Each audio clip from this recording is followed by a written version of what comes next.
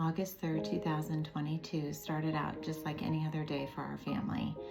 2 weeks left of summer, everybody was doing their activities. Our oldest had just turned 17 and was at a baseball lesson at his baseball club, and nothing seemed different about that day until 4:07 p.m. when my phone rang.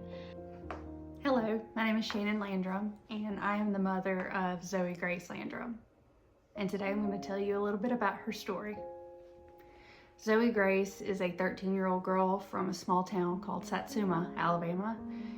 She is the co-captain of the JV cheerleaders, a competitive cheerleader, a National Junior Honor Society member, a honor roll student, and all-around infectious, bright soul. She was happy, she was sunshine and rainbows, and we would always joke that the real world was going to be really hard for her someday because she always saw the positive and the love in everything. It turns out our son suffered sudden cardiac arrest. In the middle of his lesson, he was talking to his coach, and like a light switch, he just went down.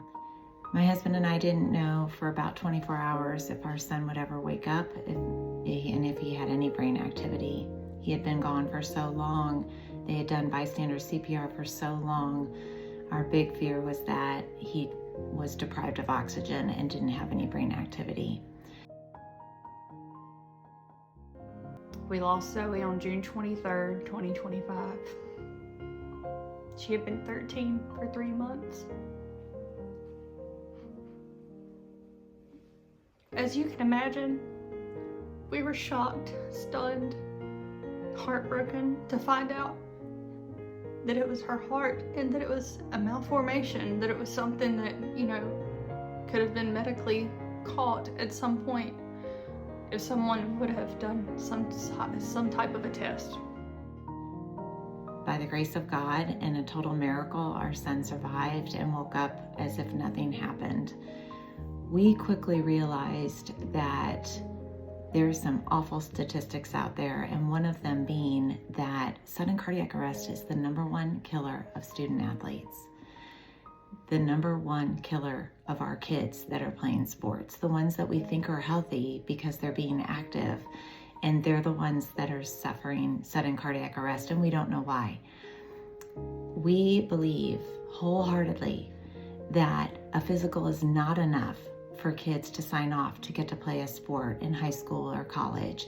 Their hearts need to be checked. Upon speaking to medical professionals about Zoe's results, we had found out that hers would have never been found by an EKG, or at least not prior to her demise, and that an echocardiogram is what would have been required to find that malformation.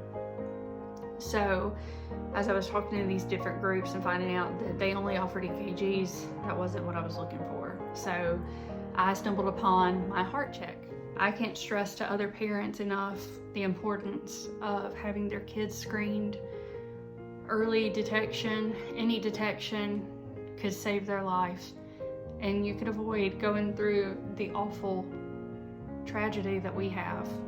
We are so thankful for My Heart Check that they go out in the community and provide these heart screenings for kids, and for Strive for Life that makes sure that everybody is included, that nobody is left out if they cannot pay for a heart screening, because everybody should have the ability to prevent sudden cardiac arrest and keep their child alive.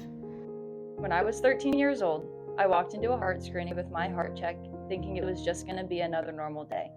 I felt healthy, I was active, I had big dreams. But that screening found something that no one knew was there, a hidden heart condition that could have taken my life without warning.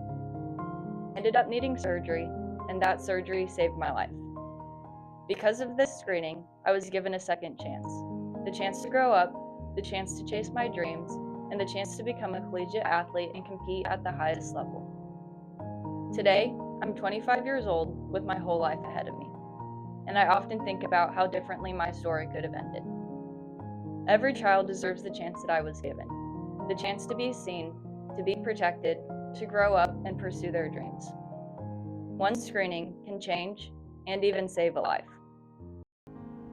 Zoe's goal in life was to be a pediatric oncologist because she wanted to save lives.